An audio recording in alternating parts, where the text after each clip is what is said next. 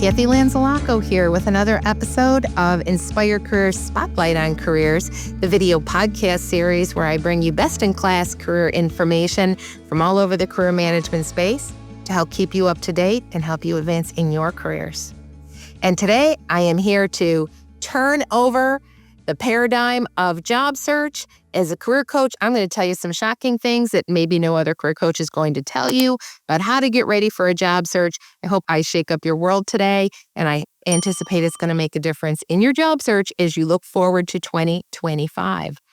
So, usually when you are getting ready to launch a job search, the first thing that people do is they pull out their resume, they go to their LinkedIn profile, and they think, oh, I better get this stuff updated. And maybe they try it themselves, maybe they call me and they say, okay, let's get this done. And if you call me and we work through the process, we do a great job. It's great. But I'm going to tell you how to even do a better job. So what I'm going to say is ditch the resume for now, close the LinkedIn, and let's do some things before then that are going to set you up for success in 2025. And listen, this is how I make my living. So when I say, don't call me yet, do these things first, you're going to thank me later because you're going to realize how much better your job search is going to go, and then you're going to love it. So this is what I say to you. Job search is like anything else that you do in your life. Planning is this key to success. The more you plan up front, the better your results are going to be. And people think planning up front means getting that resume ready. And I'm going to tell you that I'm going to say no again. I'm going to say preparing to get your resume ready is really where the action's at. So what do I mean by that? I mean, let's start leveling up your resume. Let's start getting your credibility up there. Let's start doing things that you should be doing before you do your resume that most people do after. So when I help people update their resumes, a lot of the conversation we have afterwards about job search is, well, I highly recommend that you take this course or that you fill in these gaps or you really need to be networking. You should get some recommendations. What are you going to do about references? Blah, blah, blah. It's all great stuff. I mean, it needs to be done. But what I'm going to tell you to do is maybe spend the month of December. I'm recording this in December of 2024, whenever you're watching this. Doesn't matter when you're watching it, because think about when you want the job search. I just happen to be recording it now for a 2025, maybe January launch. So think about this and say, okay, I've got 4 to 6 weeks before I want to launch that job search. And so what I'm going to do instead is I'm going to start thinking about what I need to do rather than running backwards and trying to kind of retrofit things into the resume. Let's do some things ahead of time. So this is what I'm going to recommend. When I work with people and we get your resume updated, the first thing I say to people is, as we're working through the process, is let's get the metrics down. I need to know how many people that you managed. Tell me about the budgets. What was your P&L? What were these results? Give me your sales numbers, all these things. Some people have them. That's fantastic. A lot of people don't, though, and they have to go digging for them. And a lot of people will tell me, I can't find them. I don't have them. They're guessing. Well, maybe that's okay. Maybe it worked before, but the 2024 job market has been a grind. And if you've been looking for a job and you know anybody that has been, I'm telling the truth. All you got to do is Google that too, and you can tell it. It's been a tough one. And if you think you're going to go to market with a resume that barely has any metrics on it, and you can't really quantify what you've done, and other people can, you're going to have a tougher time of it. Wouldn't it be easier to take that time ahead of time, go through your performance appraisals, go through your emails, look for the feedback, and start collecting all of these things? If you're one of those people that may have started a success folder the last time you started that job, wouldn't that be wonderful? You can just go in there and start pulling out that information. That doesn't mean everything you've always done. It doesn't mean everything from the past 30 years. It means recent, 5, 7, 10, maybe 15 years if it's really, really relevant. But mostly it's the most relevant because that's what people are going to be asking about. We do need some things for the resume in the past, but generally people have that. It's that 5 to 7 years late, most recently, that people struggle to come up with. So go through that, do it ahead of time, get it organized. And if you don't have it, then ask for it. If you haven't gotten your performance appraisals, I hear people all the time that say, I don't have a copy of that. What do you mean you don't have a copy of it? Go ask for it. It's yours. You should have a copy of it. So get it ahead of time so that you're not chasing after it later. Start finding the patterns in it about what people are saying about you, about how wonderful you are, things that you know that you are doing consistently, either in every job you have or in every project that you worked on. Do you even know the projects that you've worked on? People forget. Well, don't forget. Get it ahead of time. Start preparing. Get this information now. What does that do? Well, it makes the resume writing process go smoother later, but it also starts building your confidence. It brings all this information right to the top. Fantastic. Now you don't have to go chasing it later, and you are just already preparing yourself better for the search. Great. So it's going to help you. So all of this information will eventually go on your resume, will go to the LinkedIn profile, but not right away. We're mining information. That's all we're doing right now. Making sure that you take credit for everything you've done. Other people are doing it, and if you're not doing it, you may not get that call for that interview. So doing it ahead of time, taking the time to get that information is worth it. All right, the next thing, get your success stories up to date. And what I mean by that is when you're in an interview or you're networking, when you go to a network event or you're talking to people rip out that elevator pitch. Now, we're not talking about elevator pitches these days. I like to have people talk about their value statements, right? Elevator pitches are kind of old. Nobody wants to hear it. They're awkward to create, and nobody's really listening when you're talking about it. But if you talk to people about the value you create and the difference that you make, you're really going to connect with your audience better. And you really only know how to do that if you've got the information in front of you. Maybe you get some feedback from people that you've worked with so that you can really see what everybody's saying about you collectively and have time to digest that information. But being able to tell those stories in an interview or in networking events is a complete game changer. Shout out to my friend Stan Miller of StoryKate. Stan will tell you that you should have your stories ready. Your stories, and he'll give you the information about the stories that you should have to be able to share with people where you are not the hero of your own story. The people you help are. Is that how you've ever framed an explanation about what you do before? If you're not sure, go to my friend Stan, his LinkedIn, and go check that out. And I share that very openly because I think Stan is fantastic at that. He's the best at that. And people do not tell stories well, but storytelling is everything today. And if you learn how to tell stories about yourself, it can be a complete game changer in terms of how you influence others. Oh, but wait a minute. If you do the resume first and the LinkedIn first, now you're going backwards trying to figure out how to use that information to talk about it. Get those stories ahead of time. Now we'll be able to translate that more easily into the resume too. And while you're networking, talking to people, you've already had that information. And again, confidence is going up all the time. So get that done. Also, do you have any gaps in your experience? Do you have, think about what you want next. Do you want a promotion? Maybe you haven't had leadership experience or to the scope that you know that position that you really want is going to require. How do you fill in that gap? Maybe you've got some technical skills that you're lacking. You're going to have to fill those gaps. Maybe it's a certain program or a project that you haven't worked on. Maybe it's a certification that you need. Whatever. Figure that out ahead of time rather than going back and trying to do it later. And for every time I've heard somebody say to me, oh, yeah, I was going to get that certification. I'm waiting for my new employer to pay for it. That's like nails on a chalkboard to me. You know what? Don't do that. That just tells me that you do not feel in charge of your own career. You own your career. You own your success. Yeah. Wouldn't it be great if they paid for the couple $100 for you to get the course? Maybe it's even $1,000. Then you decide how you want to pay for that, what you want to do, what makes sense to you. But if you need that, don't wait for somebody else to control your destiny in it. Figure out what you need and figure out how you're going to take care of that. You decide. Lots of resources on how to do that. Everything doesn't have to be super expensive. A lot of stuff is free or reasonably priced, depending on what organizations you belong to or what you need. And some people will say, well, I'm not really sure. I know that I probably have some gaps. I don't really know what to do. Well, I'm going to give you a place to start.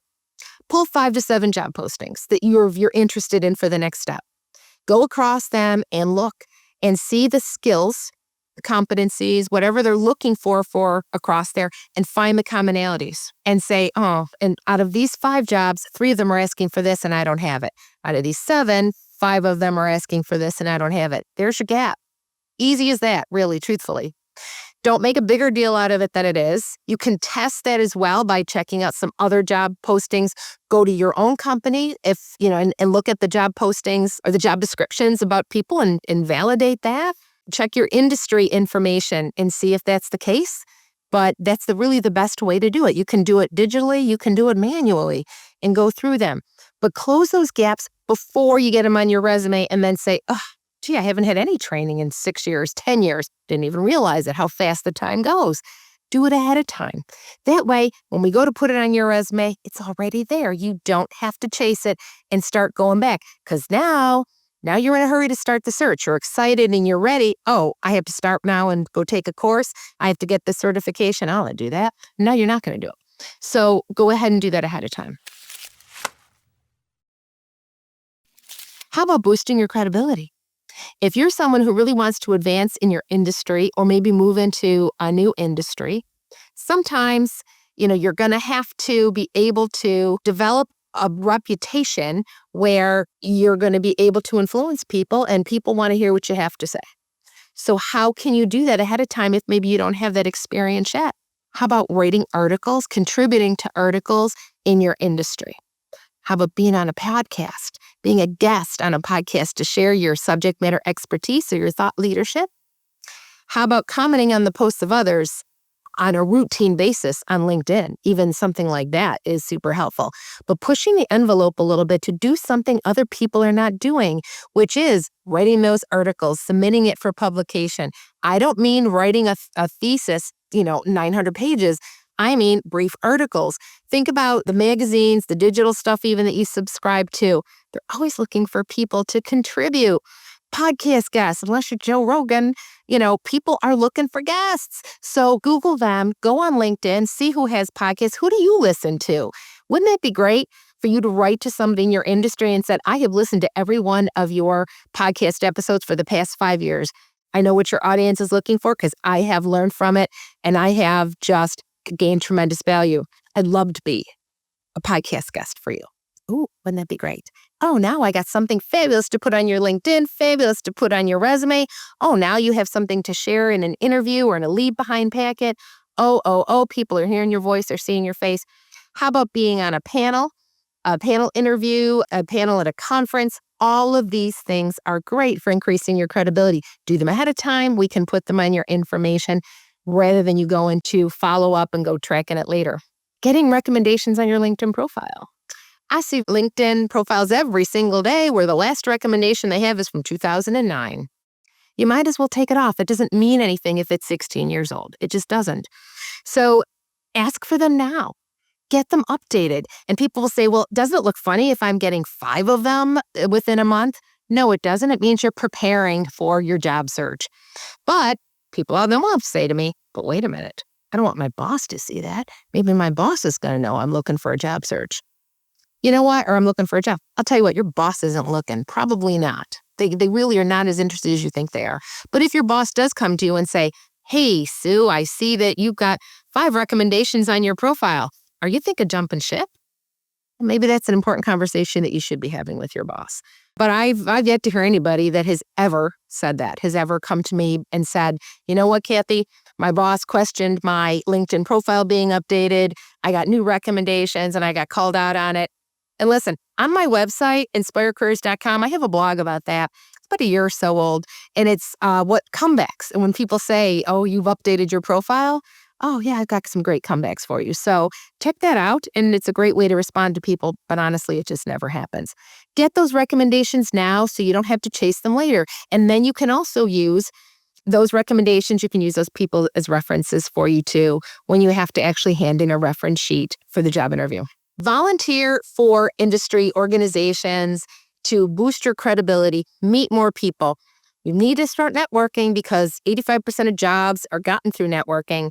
Get to those cocktail parties now for the holidays. Push yourself a little bit and talk to somebody at a party that you would not have talked to before.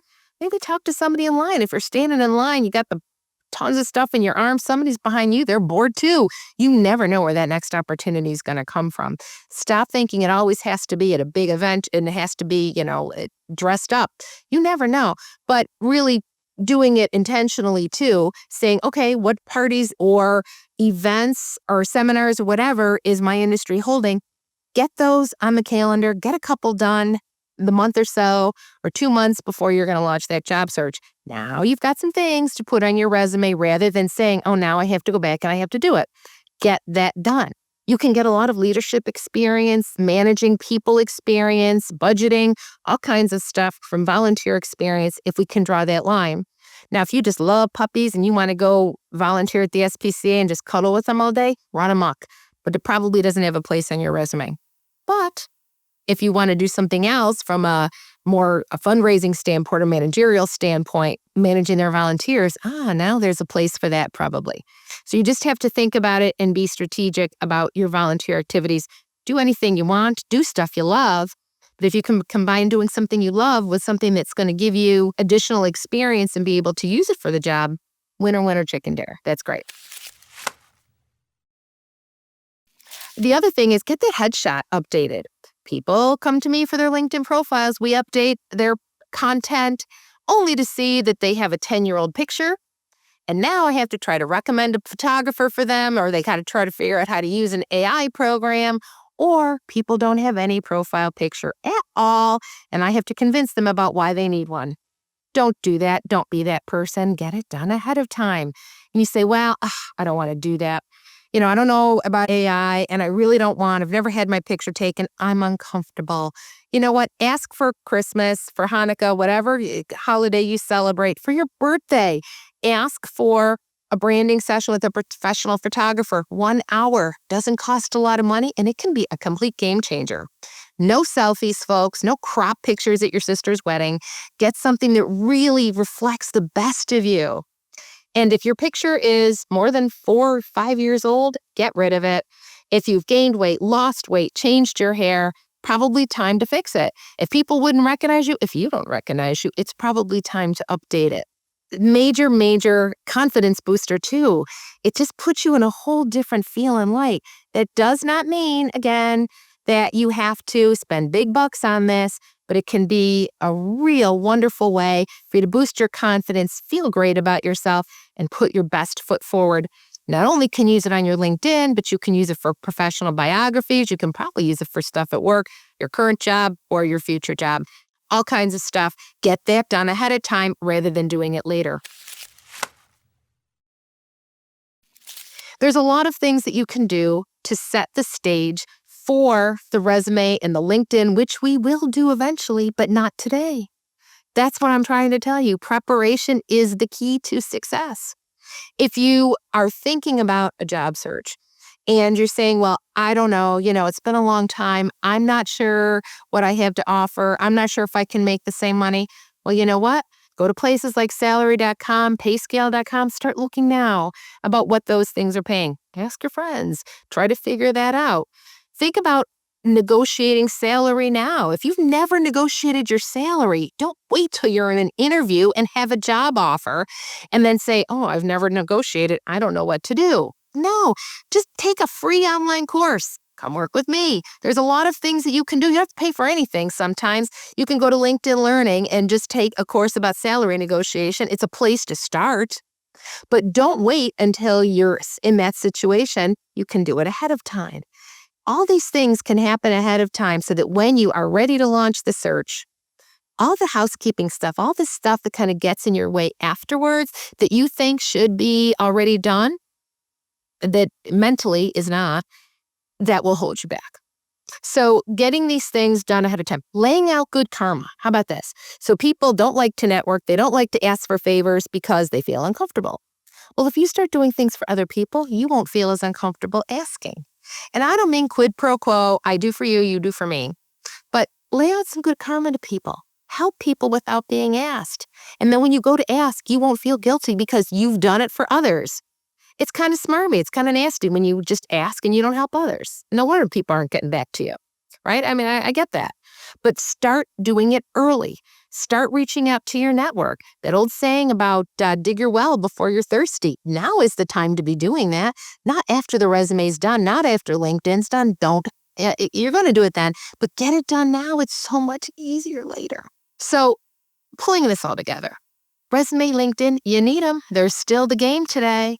You need to learn how to use them, how to work, the ATS, all that kind of stuff. But listen, people still hire people. So you need to know how to network. You still need to know how to talk to people. You still have to figure out how to search for the job.